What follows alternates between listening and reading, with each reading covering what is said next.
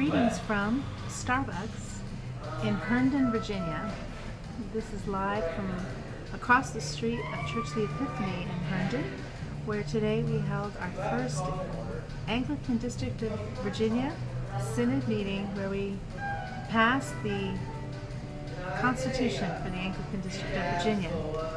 The Synod was made up of the bishops of the Anglican District of Virginia, as well as delegates from all of the churches in the district.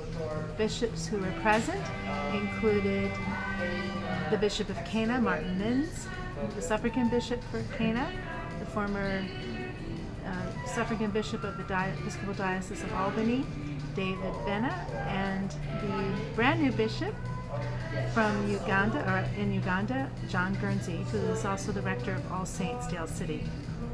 All of them were there and participated in the synod and in the worship, and gave reports on their recent meeting. John Guernsey, Bishop Guernsey, came back and told us about the meeting up at Pittsburgh and the gathering of the very successful gathering of the Common Cause bishops, and how they have put together this tremendous statement of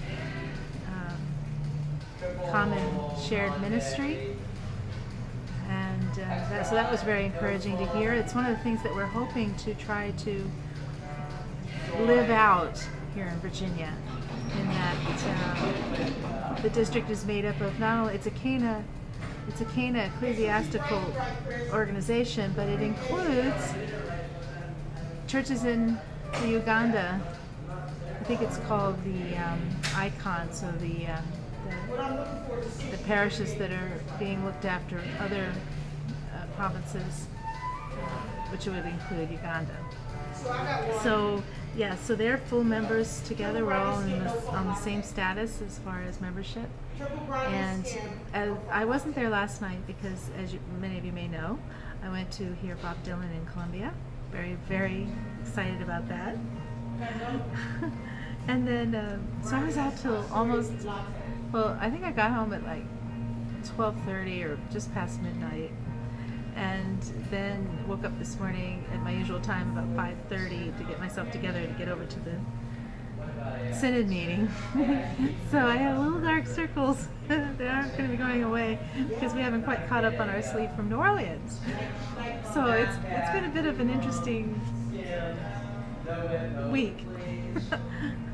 But I must say the Dylan concert really punched up a lot of excitement and happiness. It was a great concert, and I could go on and on about that. As a matter of fact, one of the Synod clergy today mentioned that maybe what I ought to write is something called Dylan for, well, you know those books, I'm going to say it, Dylan for Dummies. Like, if you don't know anything about Bob Dylan, where is a good place to get started? And I thought that might be really fun. I've done the whole Harry Potter thing, but I haven't felt very confident, because there's Dylanologists out there, and I sat with some of them last night, and we'll get back to the ADV in a minute, but one of the things that was so interesting is that about last night is that Bob Dylan's newer songs, he basically plays them pretty much the way that you would hear them on the Modern Times or Time Out of Mind or Love and Theft, the recent albums. But the songs that he wrote back in the 60s, for example, he has a history of reworking them so that even though the music is all there, the arrangements can be so different, and how he sings them can be so different that they're often unrecognizable. So there's sort of this contest we play about who can figure out what the song is the quickest, and that's part of what's fun, because if you've listened to Blowing in the Wind, for example, as many times as I have, it's blowing in the wind. And of course I've heard the Peter, Paul and Mary version, and that's a little bit different than Joan Baez version and all the different versions, but there is the Bob Dylan version. Well, he actually sang that last night. It's not a song that he often does. It's the first time I've heard him sing it in concert, personally. And it was a long time for most in the crowd to know that's what the song was. Because you could sing along with it. The tune was there. The band was playing the tune. well, the band was playing the background, but they weren't playing the tune. So if you wanted to sing it, you could. It was all in the key, but that's not the.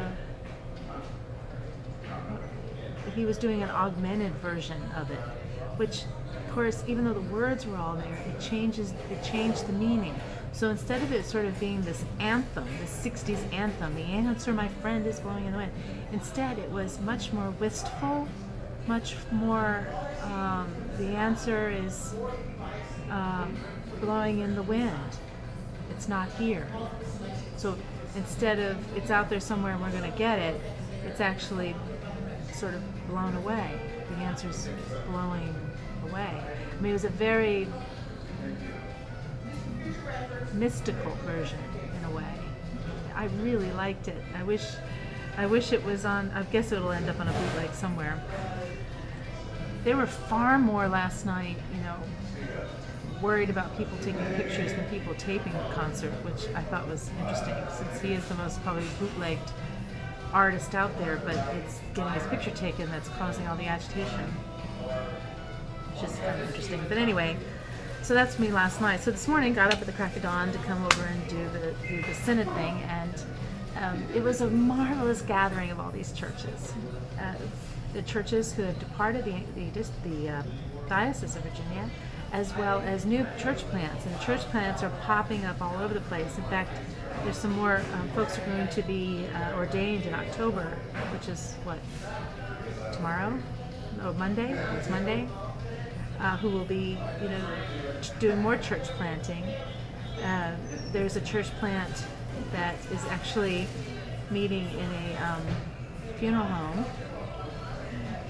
And there's another one that's meeting in a Seventh-day Adventist. That's it. Seventh-day Adventist church. And actually is running two services on Sunday in the Seventh-day Adventist church. So there's some interesting.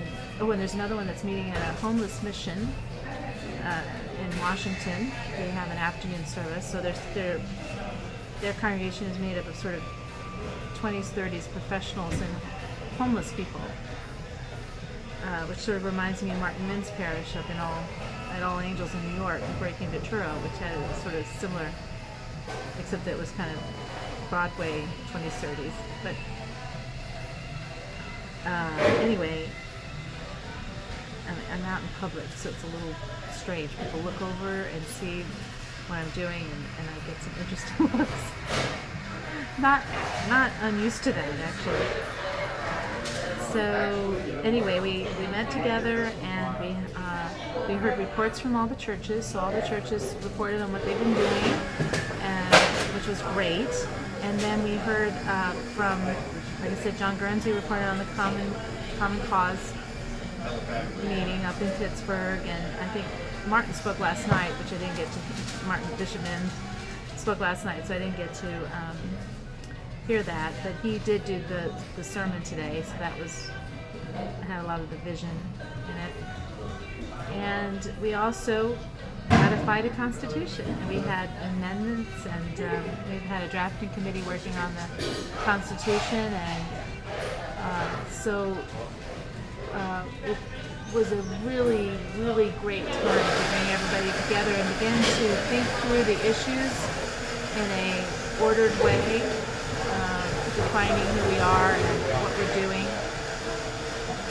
And it was just great being with all this excited group of people who are in recovery. I mean, I would say that this is a group of people who are walking through some painful aftermath of the past year, and at the same time taking steps into a new ministry as Anglicans in the United States. And I think that's it. So if you have any questions, I don't know that you will, but if you do, feel free to ask them in the comments, and if I don't know the answer, I'll try to find out. And I guess that is it for now. From Starbucks in Herndon, Virginia. Have a great day.